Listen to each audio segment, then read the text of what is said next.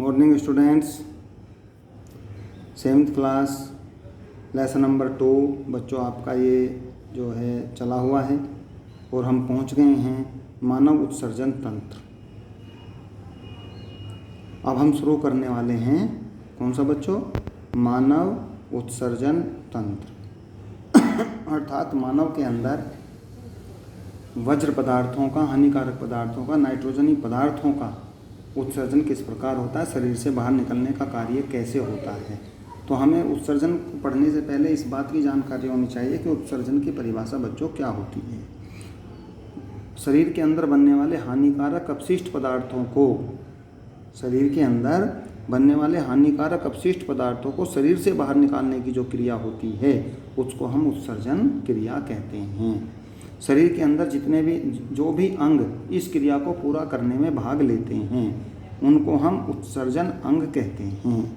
ये सभी अंग मिलकर एक सिस्टम की तरह कार्य करते हैं। उस पूरे सिस्टम को हम बच्चों उत्सर्जन तंत्र कहते हैं। मानव के साथ साथ ये सभी जीव जंतुओं में होने वाली क्रिया है। यहाँ तक कि पेड़ पौधों में भी उत्सर्जन तंत्र होता है और उत्सर्जन की क्रिया होती है। अब हमें ये सोचना है कि हानिकारक अपशिष्ट पदार्थ कौन से होते हैं जो शरीर को नुकसान देते हैं और उनको शरीर से बाहर निकालना बेहद ज़रूरी होता है। और उत्सर्जन अंग बच्चों कौन कौन से होते हैं? देखिए, उत्सर्जन अंग हमारी स्किन भी होती है, स्किन में त्वचा, क्योंकि ये शरीर से पसीने को बाहर निकालने का कार्य करती है। तो ये भी उत्सर्जन अंग के रूप में कार्य करती है। जो पानी हम पीते हैं और पसीना निकलता है, चाहे वो काम के लिए निकले या किसी भी तरीके जब हम कोई फिजिकल वर्क करते हैं तो पसीना निकलता है। तेज़ खेलते हैं, दौड़ते हैं, भागते हैं, कोई काम करते हैं तो शरीर से पसीना निकलना शुरू हो जाता है। अर्थात हमारे शरीर के अंदर जो लवण युक्त पदार्थ ज़्यादा मात्रा में हैं वो पसीने के रूप में शरीर से बाहर निकलते रहते हैं। तो स्किन भी हमारे उत्सर्जन तंत्र का कार्य करती है। यही कारण है कि पसीना जितना निकलता है व्यक्ति को उतना ही पानी अधिक से अधिक पीना चाहिए, जिससे शरीर का टेम्परेचर बच्चों स्थिर बना रहता है और हर व्यक्ति बीमार होने से बच सकता है। दूसरा, हमारी किडनी, जिनको हिंदी में वृक्क कहते हैं। रीढ़ की हड्डी के दोनों तरफ 2 किडनियाँ होती हैं और दोनों किडनी एक साथ कार्य नहीं करती। और किडनी का कार्य है पूरे शरीर की गंदगी को, पूरे शरीर में जो भी गंदगी है जिस अंग के अंदर है उसको ब्लड के द्वारा इकट्ठा करना और अपने अंदर एकत्रित करने का, फिल्ट्रेशन का कार्य करती है। ये जो हमारे शरीर के अंदर ब्लड बनता है बच्चों, ये फिल्ट्रेशन का भी इसका कार्य होता है। और वो फिल्ट्रेशन का कार्य छानना, जिसको छानना कहते हैं। तुमने घर में देखा होगा, हर चीज़ को छान करके खाया जाता है, बनाया जाता है, साफ़ सुथरा रखा जाता है। तो हम गंदगी छान करके बाहर निकाल देते हैं और शुद्ध खाने को हम अपने खाने योग्य बना लेते हैं। इसी तरीके से हमारे शरीर के अंदर जो ब्लड है उसके अंदर जो गंदगी है किडनी के द्वारा उसको छान दिया जाता है, फिल्टर कर दिया जाता है। और फिल्टर करने के बाद उसको फिर हम पूरे शरीर में शुद्ध रुधिर का प्रवाह हो जाता है। ठीक है बच्चों, तो इस तरीके से हमारी ये किडनी काम करती रहती है। दूसरा, जो भी अपशिष्ट पदार्थ बनते हैं, एक तो ब्लड की गंदगी होगी, ब्लड के अंदर जो नाइट्रोजनी पदार्थ हैं या हमारे अपच भोजन हैं, वो सब इकट्ठा होकर के हमारे जो हैं एक स्थान पर इकट्ठा होता रहता है, जिसको हम मूत्राशय के द्वारा, मूत्र नली के द्वारा, मूत्र मार्ग के द्वारा बाहर समय समय पर निकालते रहते हैं। इसको मूत्ररंध्र कहते हैं। तो इस स्वस्थ व्यक्ति को 24 घंटे में कम से कम 1 लीटर में 1.8 लीटर मूत्र त्यागना चाहिए। मूत्र को रोकना भी नहीं चाहिए। मूत्र को रोकने से बीमारियां फैल जाती हैं। ये आप जानते हैं कि जब पेशाब आता है तो हमें उसको कभी नहीं रोकने का प्रयास करना चाहिए, तुरंत करना चाहिए। पेशाब जल्दी या ज़्यादा से ज़्यादा आए, इसलिए हमें एक दिन में कई लीटर पानी का हम पिएंगे, तभी हम अपने आप को स्वस्थ रख सकते हैं। एक मैच्योर व्यक्ति के लिए, वयस्क मानव के लिए जल की मात्रा 95% होती है। उसमें यूरिया 2.5% होता है और अन्य अपशिष्ट पदार्थ 2.5% होते हैं। तो ये जो यूरिया जैसे पदार्थ हैं और बच्चों अपशिष्ट जो पदार्थ है, इसको शरीर से बाहर निकालना बेहद ज़रूरी होता है, जिससे हमारे शरीर के अंदर कोई भी नाइट्रोजनी, कोई भी अमोनिया, कोई भी अपशिष्ट पदार्थ, कोई भी हानिकारक पदार्थ शरीर में ना रुक जाए और जब ये अगर रुका रहेगा तो ये हमारे शरीर को हानि पहुंचा सकता है, इन्फेक्शन होता है, संक्रमण का खतरा बढ़ा रहता है। इसलिए हमें जो है कभी कभी इन चीज़ों से बहुत हानि पहुंचती है और बड़ी भयंकर बीमारियों का सामना करना पड़ता है। इस तरीके से हमें इनको हमेशा समय समय पर बाहर निकालते रहना चाहिए। ऐसी हमारी श्वेत ग्रंथियाँ हैं बच्चों। श्वेत ग्रंथियाँ भी मैंने बताया था स्किन के अंदर पाई जाती हैं, जो पसीने को बाहर निकालने का कार्य करती हैं, क्योंकि पसीने के अंदर लवण की मात्रा अधिक होती है। लवण की अधिक मात्रा को शरीर से बाहर निकाल दिया जाता है। इस तरीके से ये हमारे उत्सर्जन तंत्र बराबर कार्य करता रहता है। जीवित रहने के लिए उत्सर्जन अंगों का स्वस्थ रहना बेहद जरूरी है। उत्सर्जन तंत्र का सही रूप से सुचारू रूप से काम करता रहे, ये भी बेहद जरूरी है। पादपों में पेड़ पौधों में पदार्थों का परिवहन। बच्चों, पेड़ पौधों में पदार्थों का परिवहन कैसे होता है इसकी भी अब हमें जानकारी लेनी है। आपने पौधे के विषय में जानकारी प्राप्त की है। आपने पढ़ा है कि जड़ों और मृदा से जल और खनिज पोषकों का अवशोषण होता रहता है।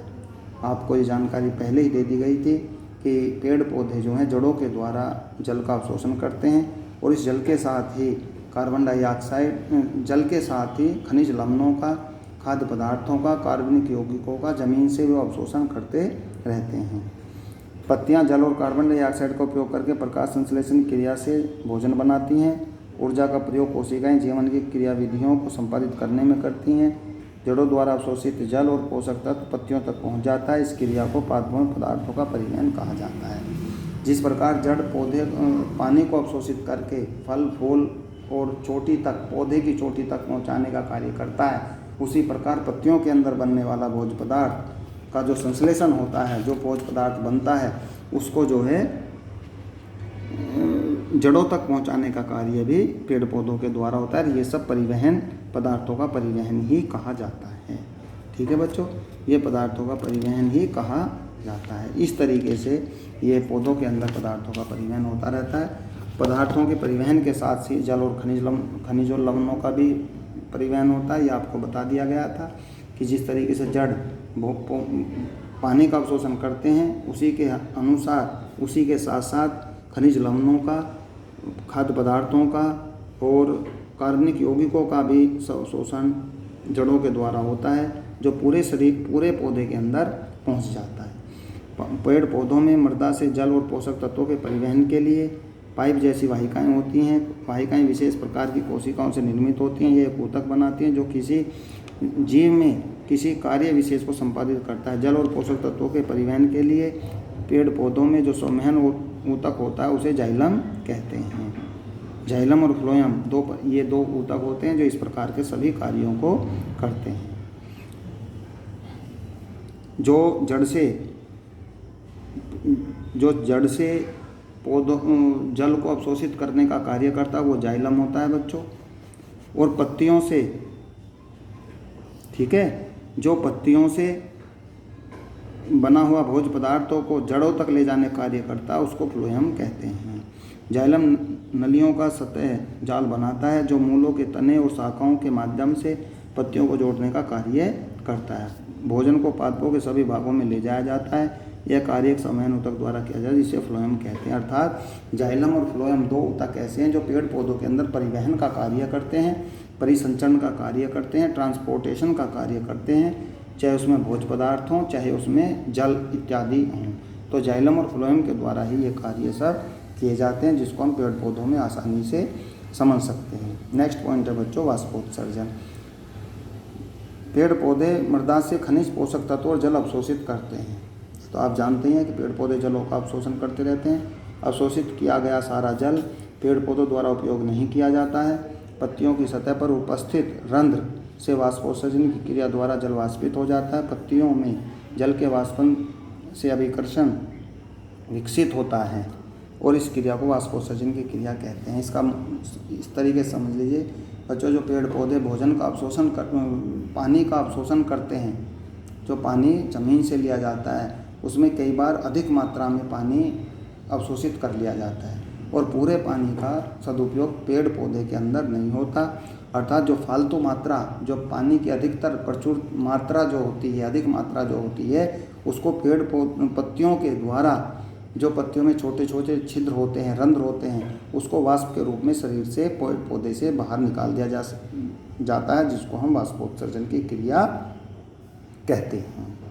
ठीक है, वाष्पोत्सर्जन का मतलब है पानी को वाष्प के रूप में बाहर निकालना, वाष्पोत्सर्जन कहलाता है। और ये कार्य बच्चों पत्तियों का होता है कि वे फालतू पानी को, फालतू जल को जो पौधे के अंदर अवशोषित कर लिया गया है उसको पौधे से बाहर निकालने का कार्य करते हैं। और पत्तियों के अंदर छोटे छोटे छिद्र होते हैं जिनको हम वातरंध्र कहते हैं। और कई बार जो वायु भी इन छिद्रों के द्वारा प्रवेश करती है, जो कि पेड़ पौधे के अंदर पहुंचती है, और पानी इसी के द्वारा बाहर निकलता रहता है, और इस क्रिया को हम वाष्पोत्सर्जन की क्रिया कहते हैं।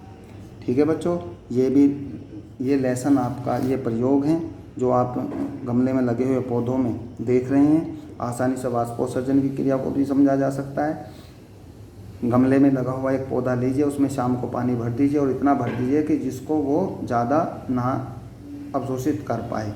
और जैसे ही आप सुबह उठ करके देखेंगे उसके तो उस पौधे की पत्तियां आपको गीली दिखाई देंगी, क्योंकि पौधे के पास पानी ज़्यादा है और वो उसको बराबर जड़ उसकी अवशोषित कर रही हैं। अवशोषित करने पूरा पानी पौधे के अंदर काम नहीं आ रहा है, तो इसका क्या होता है कि पत्तियां उस पानी को फालतू जल के रूप में शरीर से या वाष्पोत्सर्जन के द्वारा बाहर निकालती रहती हैं। इस क्रिया को हम वाष्पोत्सर्जन की क्रिया कहते हैं। इसका एक यंत्र आता है बच्चों, उसके द्वारा वाष्पोत्सर्जन की दर भी मापी जाती है, जिसको हम पोटोमीटर कहते हैं। क्या कहते हैं बच्चों? पोटोमीटर।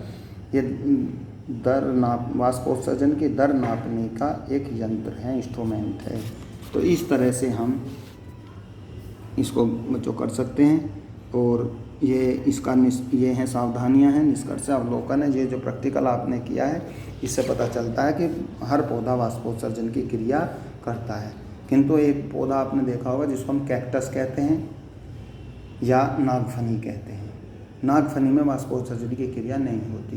क्यों नहीं होती? क्योंकि बच्चों वे पौधे राजस्थान में पैदा होते हैं, रेगिस्तानों में होते हैं, या उन स्थानों पर पैदा होते हैं जहाँ पर पानी की बहुत कम मात्रा होती है, या जहाँ पानी नहीं मिलता है। वहाँ पर नागफनी जैसे, कैक्टस जैसे पौधे ही पैदा होते हैं, क्योंकि पानी ना मिलने से सिर्फ नागफनी ही जीवित रह सकता है, अन्यथा सभी पौधे सूख जाते हैं। और वो लंबे वर्षों तक, नागफनी का पौधा लंबे वर्षों तक हरा दिखाई देता है, क्योंकि उस पौधे के अंदर पत्तियां नहीं होती तो वातरंध्र नहीं होते, और वातरंध्र नहीं होते तो वाष्पोत्सर्जन की क्रिया भी नहीं होती।